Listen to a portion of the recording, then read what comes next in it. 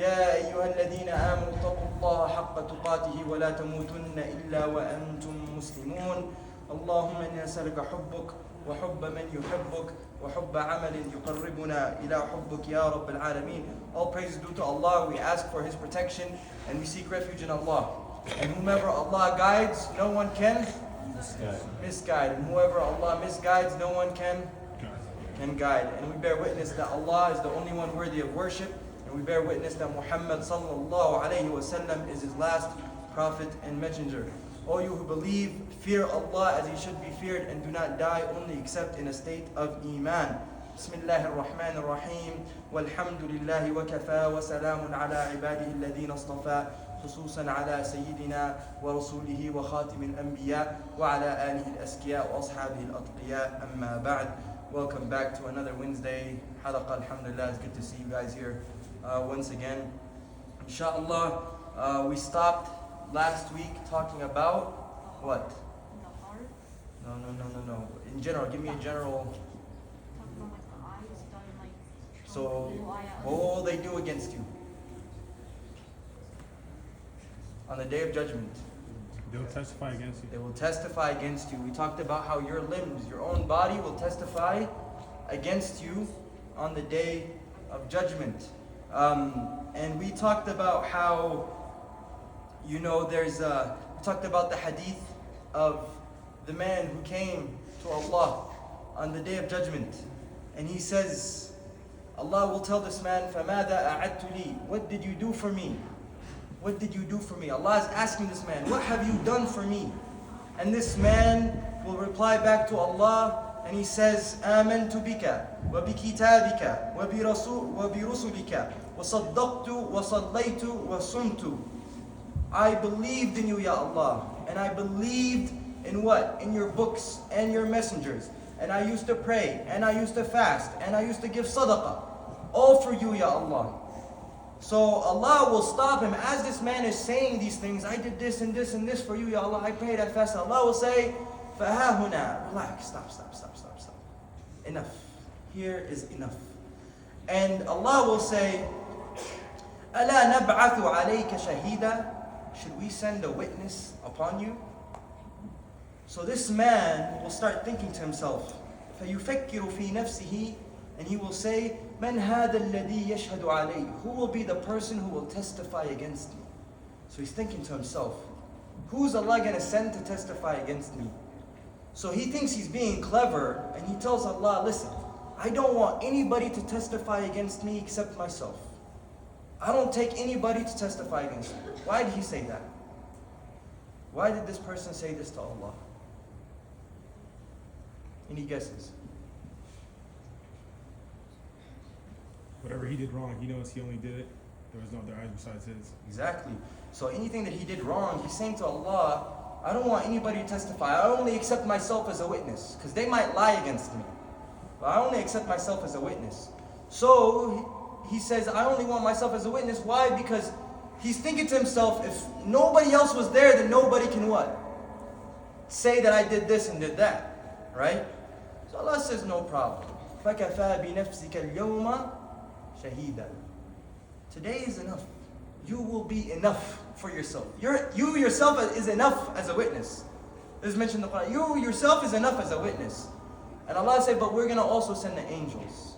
فَيَخْتِمُ عَلَى فَيْهِ. So and then his lips will be sealed shut.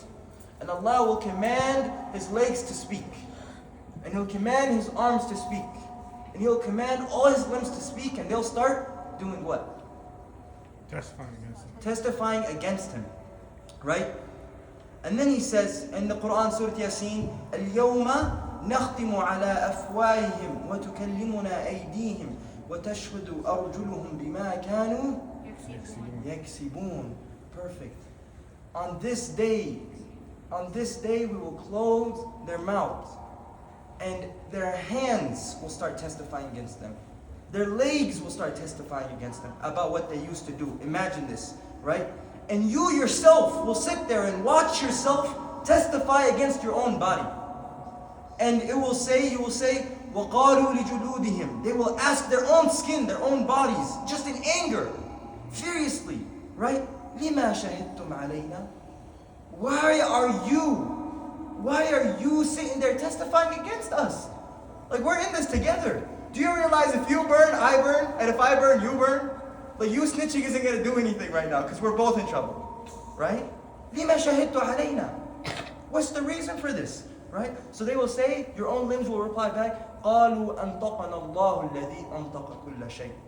Allah made us speak, and He's the one who made everything speak. And then we got into the book of Imam al-Ghazali, Bidayat al-Hidayah. We got into the book and we started covering what? We started covering and talking the limbs you sin with. Yeah? But before we got into that, we talked about that Islam and Iman has two parts. What are those two parts? Yes? Obedience and disobedience. Obedience and disobedience. Iman, Islam is two parts. Obedience and disobedience, right? And we spoke about what's more important. Which one is more important? Obedient. Why do you say obedience? That's a shrug is a good, I'll take it. Yes? Isn't it like, there's like, you can choose both, right? Yeah, there's really no wrong answer about which one is more important. Because they go hand in hand, right? Some scholars say that in order for you to obey, you must learn how to, what? Not disobey. Right? That's why the Shahada is La ilaha illallah. There is no God but Allah. Right? You got to stay away from disobedience and shirk, which is the biggest one of them all, like you said last week, Bilal. Right? In order for you to believe. That's how it starts. Naam? And then we talked about the fact that everybody has the ability to obey Allah and everybody has the ability to disobey Allah. But the only ones who can obey Him are the sincere, the one who can stick to it, the ones who can, stay firm. And that's why the Prophet ﷺ in one of his ahadith, he said, where is it? He said, رَجَعْنَا مِنَ الْجِهَادِ الْأَصْغَرِ إِلَى جِهَادِ الْأَكْبَرِ. The Prophet ﷺ said, we came back from jihad al-asghar. What does that mean? Small sacrifices, let's call it war in this case. Because him and the Sahaba were in a battle at this moment. They just came back from a battle and they won. So he says, رَجَعْنَا, and they're on their way back to Medina. So he tells the Sahaba, he says, رَجَعْنَا مِنَ الْجِهَادِ الْأَصْغَرِ إِلَى الْجِهَادِ الْأَكْبَرِ. Sahaba are confused. Like, bro, we won the battle. We're going back home to Medina. Like, we get to relax, And you're telling us that we're leaving the war, the small war, and we're going to the big war? Like, there's no war in Medina. We're safe. But what is he referring to is, okay, now we got to go back and y'all got to start waking up and pray Fajr. Jihad, right? Who's going to be fasting Mondays and Thursdays? Who's going to be able to make it to Isha? Who's going to be able to give sadaqah? Who's going to be able to, take care of their deen? This is where the real war and fight begins, And then we talked about the fact that when you sin with your limbs, it's as if you're betraying who? Betraying yourself. Allah. Because the limbs that He gave you, are they yours? No. They belong to who? Allah. Allah. Right? So the fact that you commit sins with the limbs and the bounties, and what Imam al-Ghazali says, ni'mah, with the fact that you're committing sins with the blessing Allah gave you, is the biggest sign of betrayal towards Allah. It's the biggest sign of betrayal. You're not even betraying it, you're betraying Allah. Because He gave you all this, right? He gave you all this. So he goes on and talks about what? The 7 limbs we sin with. And who can raise your hand only? Who can give me, brothers, the first limb we talked in order? In order. We talked about it in order. What's the first one? Pretty sure the eyes. The eye. Perfect. Al-ain. The eye. Sisters, what's number 2? What's number 2 that we talked about? Before that? No. The ears. First one was the eye. The second one was the ear, right? The third one was what? The tongue. The arm. You said it? The tongue. The tongue. And then we talked about one more thing very quickly at the end. The stomach. right? We talked about the stomach. So we talked about 4 of these limbs. That means there's 7 of them. So how many are left? 3. Okay, let's talk about these real quick though. Real quick. So he says, he starts off with the eye, and he says there's 4 things you have to stay away with when it comes to the eye. First one. Okay, that's not the first one, but that's one of them. Yes? Looking at the other gender. Perfect. Looking at the other gender. Number 2. It has to do with the same thing. Looking at the gender in the other gender in a lustful way. Number 3. You said it? Looking at other Muslims with the evil eye, with ill intention. And the 4th thing is Looking for someone else's flaws. looking at the flaws and faults of another Muslim.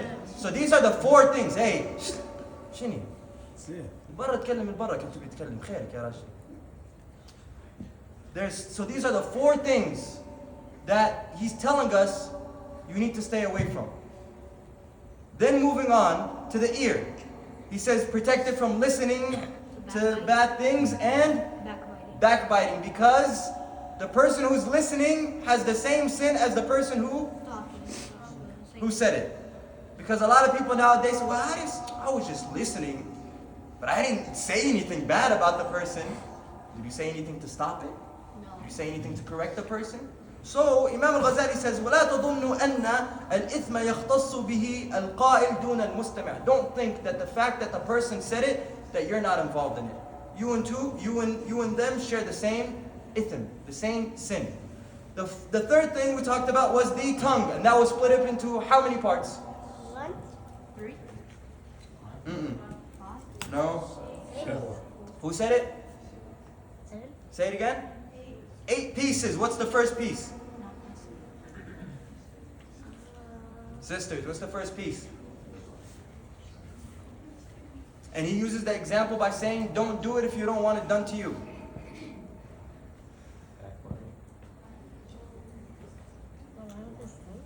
What is it? Lying. He says there's 8 parts to the tongue, and the first part is lying, al-kadhb. Then he says the second part is nope. A different tongue? No. No. What's the second part? Hey bro, I got you, I'm gonna do this for you, I'm gonna do it for you. Over-promising. Right? So he says the first thing is don't lie. The second thing is don't over-promise. Third thing was backbiting. And he mentions the ayah. He's very simple with his words. He says, don't backbite. Do any of you want to eat the flesh of his dead Muslim brother? If you want to backbite, go ahead, do it. Right? Then the 4th thing he talks about was what did the guys do? B58 versus N55? Arguing. Constantly arguing. It's not even an argument. Right? So just arguing and being competitive with your arguments. Being competitive with your Wallahi al-Azim, the B58. Just straight arguing, right? The 5th thing was, oh brother, I give lectures, brother. Brother, I give khutbahs, brother. Not bragging, but overpraise about self. Yes. Over ascribing goodness to yourself. And the Quran says, فَلَا تُزَكُّوا أَنفُسَكُمْ هُوَ أَعْلَمُ بِمَنِ اتَّقَى. Do not ascribe so much goodness to yourself. Don't say, oh, I give lectures, I'm here every Wednesday and Saturday and Friday and this and that and halaqah here and halaqah that. Allah knows what's in my heart. So there's no reason for me or anybody else to sit there and just keep giving themselves good. Rather, a good person, a good scholar would say, man, I'm not doing enough. I feel like a hypocrite. I feel like I'm doing this. I feel like I'm doing that. Because you're catching yourself in all these faults. So that's 5. Number 6 was cursing. Perfect. 7 was, you're doing what here? What am I doing? Making dua against another Muslim. Making dua against another Muslim. And 8 was, we do it all the time in our friend groups. And we think it's fun. Make fun of each other. Make fun of each other, ridiculing each other, right? Even if it's a joke. even if it's a joke. So Imam al-Ghazali said these 8 things pertaining to the tongue, and notice how he focuses on the tongue. These 8 things pertaining to the tongue, right, are things we need to all worry about. And then we talked about the stomach. We mentioned the hadith of Prophet ﷺ. He used to do what? He used to fill up like half the third of his stomach. Exactly. A third was food, a third was water, and the other third was air or empty, right? So, and we tend to overeat. So he says, as for the stomach, be careful of not overeating, and be careful of eating and drinking the things that Allah has made haram for you. And the 5th thing was, he talks about, number 5, so we talked about now the eye, we talked about the ear, we talked about the tongue, we talked about the stomach. There's 3 more that we're going to cover. The arms, legs, and waist. As for the private part, he says, وَأَمَّا الْفَرْجُ فَاحْفِظْهُ عَنْ كُلِّ مَا حَرَّمَ اللَّهُ تَعَالَى. So protect it from everything that Allah has made forbidden into that. And then he mentions an ayah, وَالَّذِينَ هُمْ لِفُرُوجِهِمْ حَافِظُونَ. For those who safeguard their private parts, right?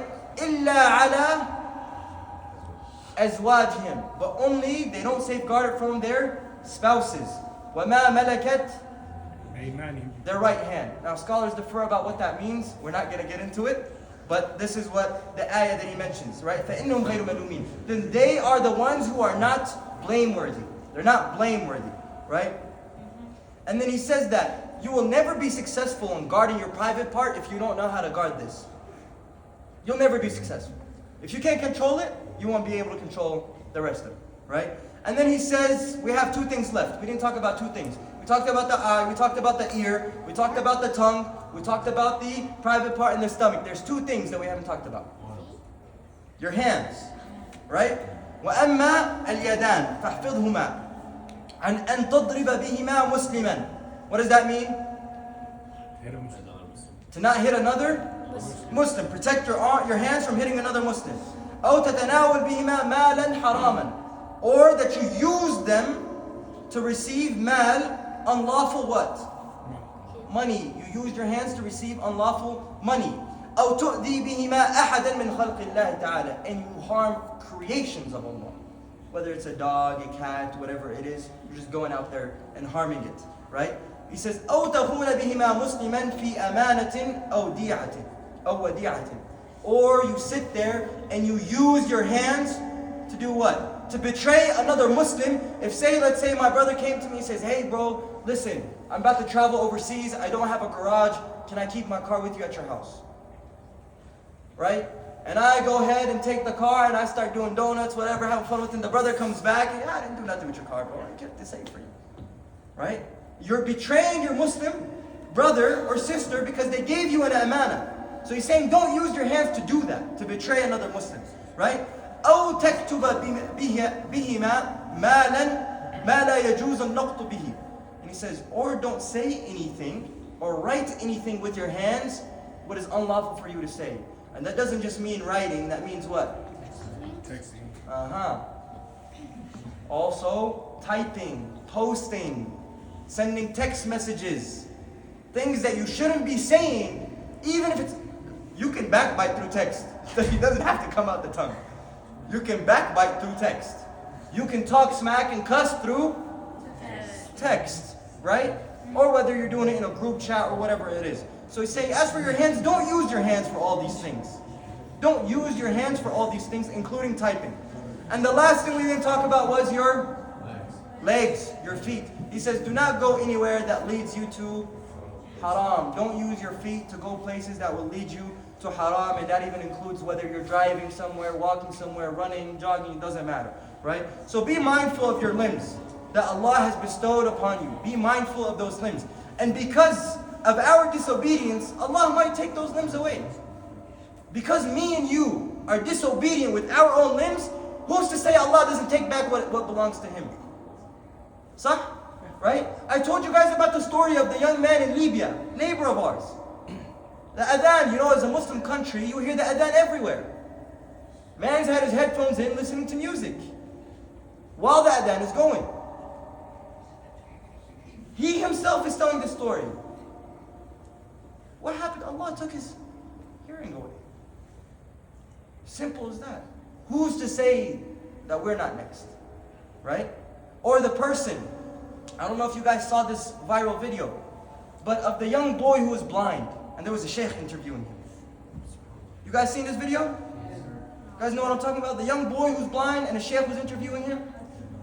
And the sheikh's telling him, you know, how come, like, why are you saying Alhamdulillah Allah took your eyesight away? The kid is like 15 years old. And he's literally saying, the sheikh is telling him, like, why are you saying? He's saying, Alhamdulillah Allah took my eyesight away because that's one less thing he has to ask me about on the Day of Judgment. That's one less thing Allah has to ask me about on the Day of Judgment. And the sheikh is crying in front of him. And the boy didn't know whether the sheikh was still there or not, because the sheikh was just in awe of the response. He was so shocked, right? So next time you're watching something haram, looking at something haram, who's to say you might fall asleep on that sin and you wake up and you don't see it, right? And the last thing is of the man, so also when it was a very viral video in Saudi where a man told everybody around him to do what? He said, do this. Raise your hands. Everybody raise your hand as if you're going to make dua right now. Everybody raise your hand as if you're about to make dua. The man was paralyzed and couldn't do that. And he said, don't you guys see the bounty and blessings you have that I don't? Now, there's no need to say that you can't make dua whenever and internally. But just that connection you have when you're just praising and just, you know, making dua, right? So be mindful of your limbs. And Imam al-Ghazali here says, he says, وَهَذِهِ جُمَلُ مَا يَنْبَغِي أَن تَحْفِظَ عَنْهَا جَوَارِحَكَ الظَّاهِرَةِ. He says, this is the summary of how you need to protect your outer limbs, right? وَأَعْمَالِ هَذِهِ الْجَوَارِحِ إِنَّهَا تَتَرَشَّحْ مِنْ صِفَاتِ الْقَلْبِ. But he says the reason you do these sins is because what? This right here is not clean. This here is not clean, right? As we talked about in Saturday's lecture, Majd al-Rahma, we said what? Al-Imanu ما وقر في القلب.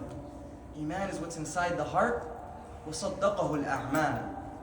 And your hands and your actions is what proves your iman. The way you act, what you do with your limbs proves your iman, right?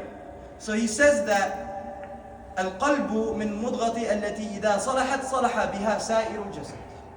If your heart, the morsel, the heart, if it's good, the rest of the body is good. وإذا فسدت فسد بها سائر الجسد فاشتغل بإصلاحها لتصلح به جوارحك. So he says, if your heart is bad, then the rest of your body is bad. Your actions are bad. Everything you do is bad. So fix this, work on fixing this, and you have nothing else to worry about, right?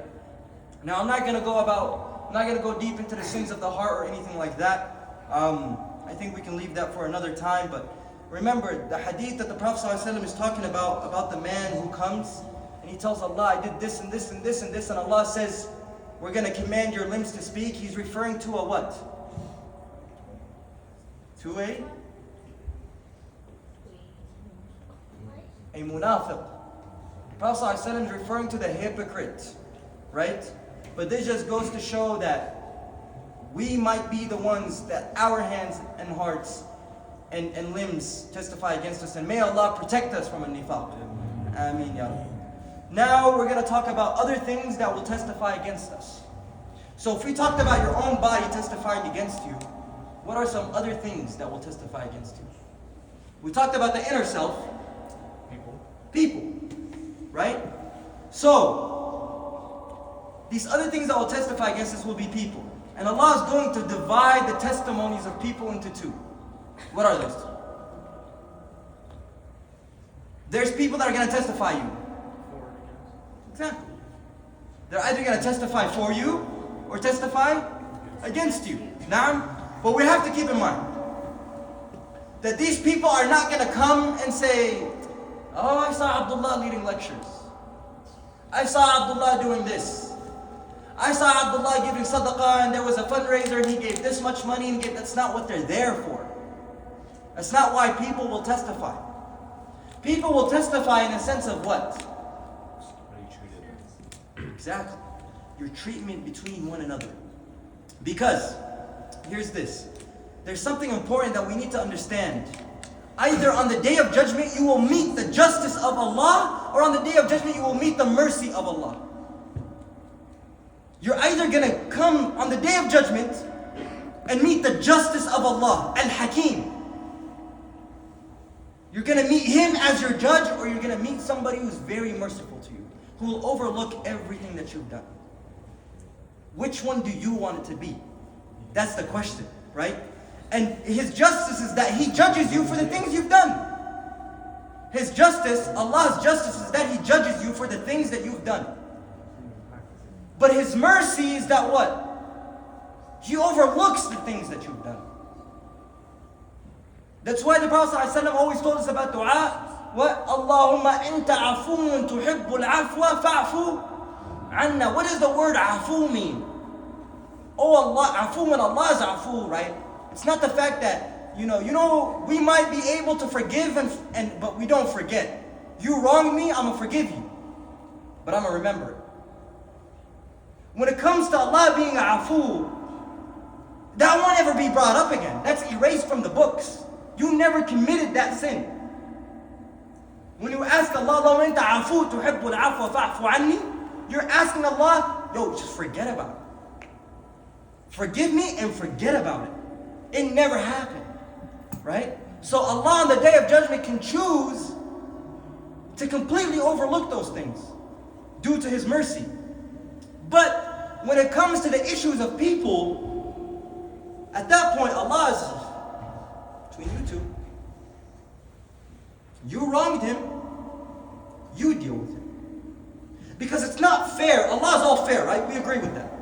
But it's not fair if I wronged you on the day of judgment, Muhammad, right? If I wronged you on the day of judgment, right? And Allah comes and He says, I forgave you because you wronged him. And you're like, wait a minute. I never even forgave him. That hurt me. What he did hurt me. What's going on? That's not fair. Because you didn't get your piece of justice. And Allah is all fair. So on the day of judgment, we're going to have to deal with each other. Right? And Sufyan al-Thawri says, it's easier for you to meet Allah with 70 sins or more than for you to come with one sin between you and another person. It's easier for you to go to Allah and meet Him with 70 sins than it is for you to come meet Allah with one sin between you and another person. Because you and the other person have to deal with it. Right? And the Prophet ﷺ said, the first thing that will be judged upon between the people on the day of judgment is the spread of bloodshed. Killing somebody wrongfully. Now we all know the first thing Allah asks you about on the day of judgment is your salah. But between people, the first thing that will be asked about is bloodshed. Na'am? So the first thing will be asked about is murder. And there's a beautiful hadith mentioned in Sahih al-Bukhari. قال رسول الله صلى الله عليه وسلم يجي المقتول بالقاتل يوم القيامة. On the day of judgment, the one who was killed will come with the person who killed him. Right? ناصيته ورأسه بيده. And his head will be in his hand, and he will be carrying what? His jugular vein in his hand, with blood dripping from it on the day of judgment. Right? And he says, يقول يا ربي هذا قتلني حتى يدنيه من العرش. To the point, so he will say all the way from the back, and he will be walking towards Allah till he reaches the throne of Allah. And he's dragging the person who killed him. And he said, Ya Allah, he killed me. He did this. This was his fault. Right? And the Prophet ﷺ said, the person who is madloom, the person who is oppressed, think about our brothers and sisters in Gaza, the person who is oppressed, right? وَاتَّقِي دَعْوَةَ الْمَظْلُومَ فَإِنَّهُ لَيْسَ بَيْنَهُ وَبَيْنَ اللَّهِ حِجَابٌ. The dua, be scared of the dua of the person who is oppressed. Be scared of his dua. Because between his dua and Allah, nothing. There's no hijab, there's no veil. It goes straight to Allah, straight to the source. The person who's madloom, right? And he says that this person will have to deal with Allah Right? Even if this person is not a Muslim, by the way, if you as a Muslim wronged somebody who isn't Muslim, you think Allah gonna stand on your side on the day of judgment? Yeah, you're Muslim, bro, you're fine. No. That's not gonna happen. Because this person, his faith is between him and Allah. Allah will judge him for that. But the fact that you oppressed him, that's between you and him. And here's to even just put, more salt on the wound. The Prophet ﷺ says, right? ألا من ظلم معاهد أو انتقصه أو كلفه فوق طاقته أو أخذ منه شيئا بغير طيب نفس فأنا حجيجه يوم القيامة. If you wrong a person, right? Mu'ahid means the person of the covenant, Ahlul Kitab, Christians, people who are Jews, they believe in the people of the book. If you wrong them in any way, shape, or form, the Prophet ﷺ said, I will be his witness on the day of judgment. Imagine you on the day of judgment, because you wronged another Muslim or another non-Muslim, and you said something wrong or hurtful or whatever it may be, or you oppressed them in any way. Imagine on the day of judgment you're going to be standing, and that person is going to be standing across from you, and the Prophet ﷺ is on their side, prosecuting against you. Imagine that. And not even just that. There's even cases where Allah Himself and the Prophet Muhammad ﷺ will be standing versus you on the day of judgment. Keith, you think you're going to win between you versus you and Allah and against the Prophet ﷺ? Possible. Huh? What's the ayah saying? He says, فَأَذِنُوا بِحَرْبٍ مِّنَ اللَّهِ وَرَسُولِهِ. What is this referring to? فَأَذِنُوا بِحَرْبٍ مِّنَ اللَّهِ وَرَسُولِهِ. Talks about the people who do what? Riba. The people who deal with interest. Huh? It says it in the Quran. Be prepared. Be prepared. On the day of judgment, you will stand in front of Allah. Be prepared. Ibn Abbas says, radiallahu anhu, يقال لي أكل ربا. The person who eats or deals with interest, right? يوم القيامة خذ سلاحك للحرب. Here's your sword, here's your weapons, get ready for war. War with who? Allah wa Rasul. Get prepared. Be ready to fight against Allah and His Messenger. For those who deal with interest, right? And it says that, and beyond that, the people who attest against you on the day of judgment, even beyond that, beyond the violence, beyond the theft and aggression, beyond the riba and things like that, there are going to be sins that are done with people. So we talked about murder, we talked about, sins of riba, but there are sins that are done in what case? You don't hurt anybody in terms of violence, but how do you hurt them? Emotionally through your what? Through your words. Through your words, and that goes for the things you post, that goes for the things you say to other people, and even if you might take it as a joke, but that thing might stay inside that person's heart. And you realize throughout this whole series, the Day of Judgment, what's the topic we've talked about the most? Talking about people. Talking about people. Talking about people, which refers to your tongue. And I kid you not, all the research that we constantly do, somehow, whatever book I'm reading, whatever video I'm watching, whatever article I'm reading, somehow it's related to the tongue. Everything that you just got to circle right back. And the Prophet ﷺ says, nothing causes a person to fall flat on their face on the day of judgment than the tongue. Nothing will do that. Face first into Jahannam. Your tongue will be the reason for that, right? And the harm your tongue causes others will be something huge against you on the day of judgment. And we've talked about the punishment of the tongue. I don't need to go deep into that. We've talked about the person's face who gets ripped to the side and what happens to the tongue, and we talked about all of that will happen on the day of judgment, right? But there's this famous hadith which we mentioned a few weeks ago on a Saturday lecture. This hadith here, the Prophet ﷺ, something he used to do after Salat al-Fajr. After Salat al-Fajr, the Prophet ﷺ would sit with his companions and they would have a small conversation, right? Whether he would talk about a dream or whatever it is. And he tells them, أَتَدْرُونَ مِنِ الْمُفْلِسِ. Muflis means? Bankrupt. He says, do you know who the bankrupt is? They say, قالوا المفلس فينا من لا درهم له ولا متاع. The muflis, the one who's bankrupt is the one who doesn't have money. He doesn't have wealth. He doesn't own anything. That's the one who's bankrupt. But he says, إِنَّ الْمُفْلِسَ. Listen to this. If there's anything you were to take today, it would be this hadith. It would be this hadith.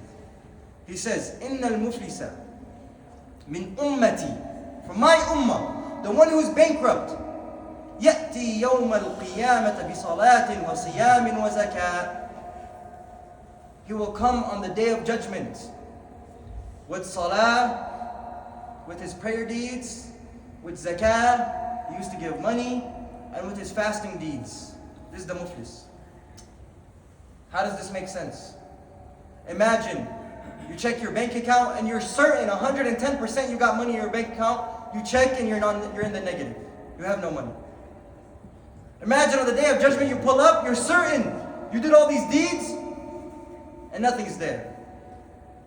So Prophet ﷺ said, do you know who the bankrupt is? The one who did all these things in the dunya.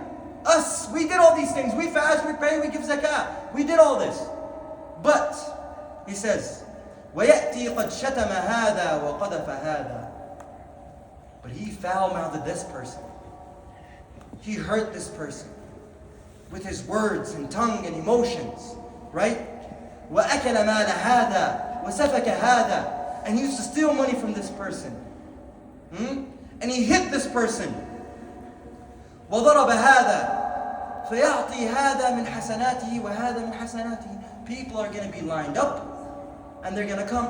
They're waiting. Imagine, like we talked about, you're waiting for what? Your visa to go to Jannah because you did all the good deeds. You're waiting for Allah to stamp your passport so you can go to Jannah. But then people come. Wait a minute. Hold up, Ya Allah. Hold up. Look what's happening. Ya Allah, wait a minute. This person, he talked about me, Ya Allah. Give me some of his deeds. Boom. Hasanat from here to here. This person, Ya Allah, she said this and this and this about me, Ya Allah. Give me some of her deeds.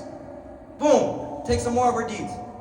This person, Ya Allah, used to call me a what? A Ramadan Muslim because they used to only pray Isha and the Maghrib during Ramadan. Give me some of those deeds.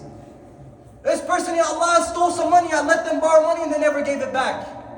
Give me some of their zakat deeds. This person, Ya Allah, used to say I didn't fast or this. Give me some of their deeds. So they start taking these deeds of these people. فَإِنْ فَنِيَتْ حَسَنَاتُهُ. And when his deeds are done, قَبَلَ أَنْ يَقْضِي مَا عَلَيْهِ. His deeds will be done before people are done. His good deeds are done and they're still aligned. People are not done with their complaints and all his good deeds are done. Right? So he says, أَخَذَ مِنْ خَطَايَاهُمْ فَطَرَحَتْ عَلَيْهِ ثُمَّ طَرَحَ فِي النَّارِ. Then their sins will be placed on him, and then Allah will place him in Jahannam. That's who the muflis is. That's who the bankrupt is. And may Allah protect us from being those who are muflis on the Day of Judgment. Ameen. But you see the power of with the relationships between you and people, and how could that affect you on the Day of Judgment? Allah, look, you've prayed, you've fasted, you've given zakah, and Allah, you're just waiting for Allah to tell you you're a good, your iman is straight, you're going to Jannah. But then there's a line that shows up. Wait a minute. He did this, he did this, he did this, give it to me. Right? So on the Day of Judgment, right, you will come up and you will be handed a book. And you open this book. You're going to be handed a book of your deeds. And you open this book on the Day of Judgment. And you find that there is no good deeds in your book. So you say to Allah, you're confusing me with somebody else. I used to fast, I used to pray. This book is empty. Can you give me mine? This is not the right one. And Allah will say, no, we don't make mistakes. This is your book. And we know everything that you've done. And the reason it's empty is because you used to backbite. That's why your book is empty. You got nothing left for you, buddy. It's gone, it's over with, right? So be careful with playing with the honor of people and people's dignity and name and family names and who they are and what they do.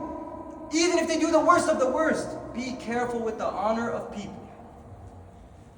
Whether it's your Muslim brother or your Muslim sister. Whether somebody's older than you or younger than you. Always assume. Imam al-Ghazali in this book, he tells you, always assume that a person is better than you in every way, shape, or form. Assume it. Just think that, because when you assume somebody's better than you, you have no reason to speak bad about them. Right? He said, if you see an older person, say that this person has lived longer than me, so that means they got to pray longer than me, so they're better than me. If you see a younger person, say that this person has lived less than me, so that means they haven't committed as much sins as me, so they're better. If you see a person who's not a Muslim, say that this person is better than me. Because I might die as a non-Muslim and they might die as a Muslim. Who can guarantee me they're going to die as a Muslim here? Raise your hand. Nobody can guarantee that. So we're saying that even when you see a non-Muslim, assume that they're better than you. Because maybe Allah might change their hearts and they might die as a Muslim. You might die as a non-Muslim. Even the Prophet Muhammad ﷺ said, he said what? Even I, myself, used to make the dua, Ya muqallib al-qulub, thabbit qalbi ala dinik. Oh Allah, you are the turner and the changer of hearts. So make my heart firm on your deen. And may Allah keep us firm on His deen. And may we be allowed to die as Muslims. But now imagine you're on the flip side of this.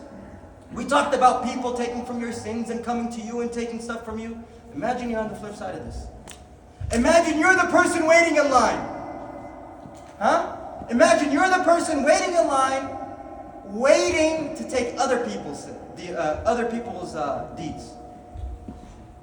Imagine the flip side of it. Imagine you're going from place to place on the day of judgment from this person. Akhi, come here. Remember you said this? Give me that. You owe it to me. Brother, remember? You backbited me. The angels told me you backbited me. I need some of that right here. And you're just stopping every little bit. Becoming richer as you go. Because people talking about you. Right? And there was a scholar, he used to say, Wallahi, if I could, if it wasn't for the fact that I shouldn't wish upon a Muslim bad, he said if I could, I'd make dua to Allah and pray that everybody in this town would backbite me.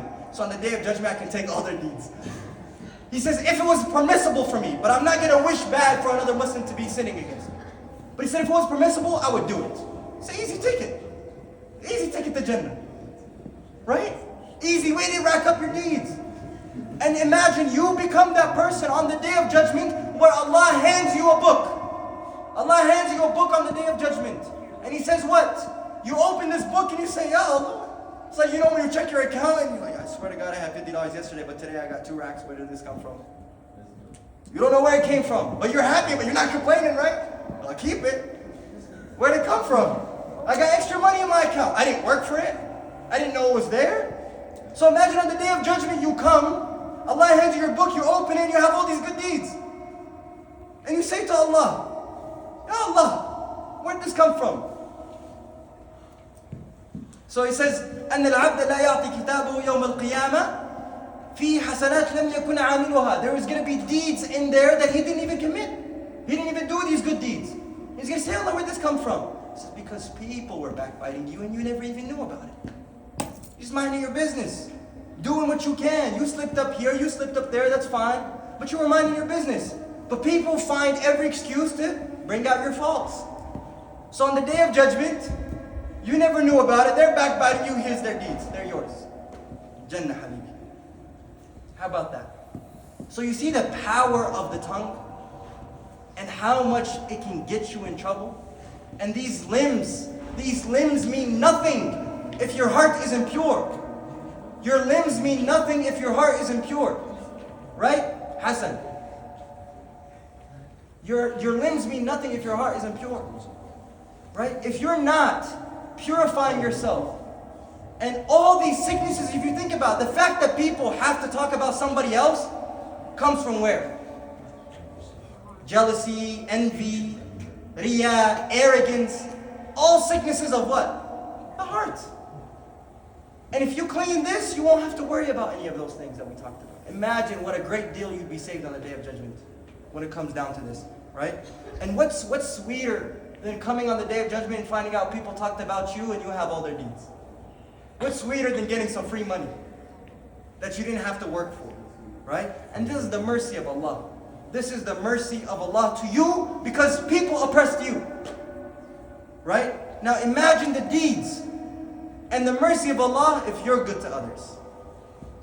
If this is what He's willing to do for you because people oppressed you, and how He will stand for you, imagine Allah's mercy when you help out others and be good to others and speak good about others.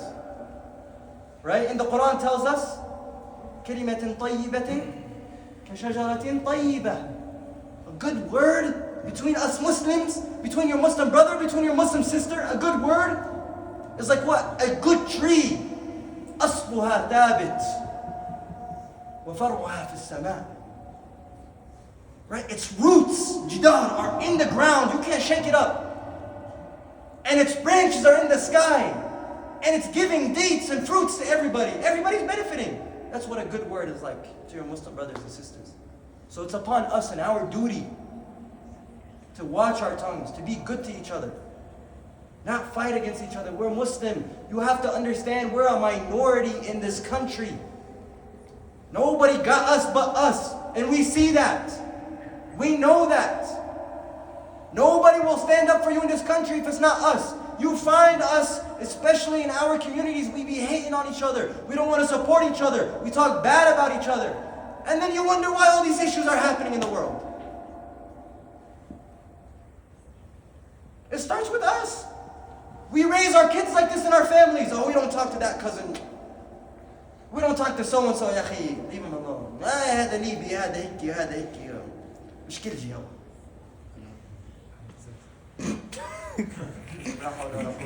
We can't have nothing serious in this message, man.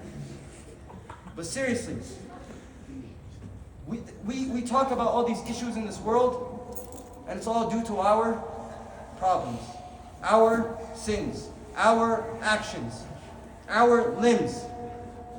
If you're not correcting and being mature when we have these talks, you're not going to go nowhere. صح ولا صح ولا خلاص. All right, let's open it up to questions. Any questions about what we spoke about today? Inshallah, next time, I will cover, I know we're running out of time, I will cover the people that will testify for you on the day of judgment in a good way. Yes? Can you just go to Jannah by people backbiting you? Can you just go to Jannah by people backbiting you? I'm not 100% sure, but you can rack up a lot of good deeds because of that. But we're not going to go to Jannah. Nobody will go to Jannah from their deeds. Nobody will go to Jannah because their actions. Nobody's going to go to Jannah because they prayed. Nobody's going to go to Jannah because they used to fast and give zakat. So Ayad, what's the point of doing good deeds?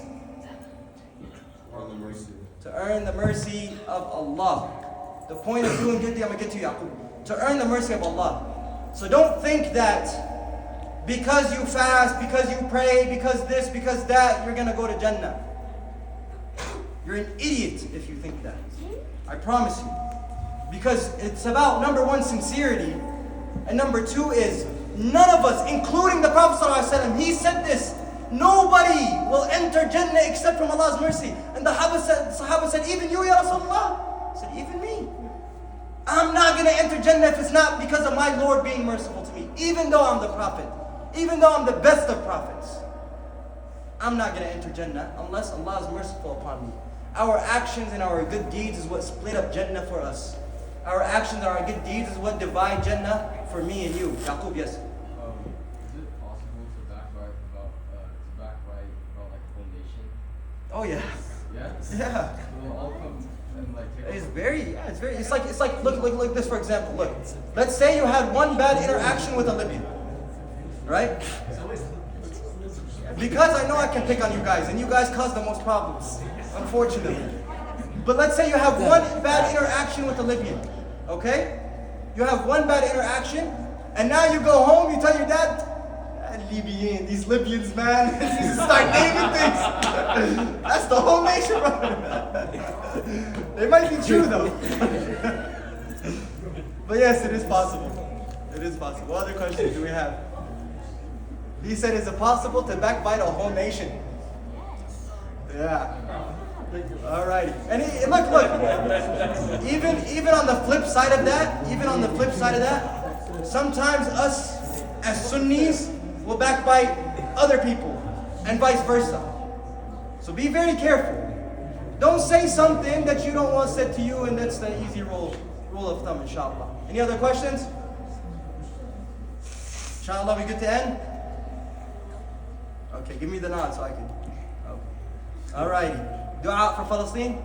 Yes. Alright, let's do it. اللهم انصر الإسلام والمسلمين. اللهم انصر المسلمين في كل مكان.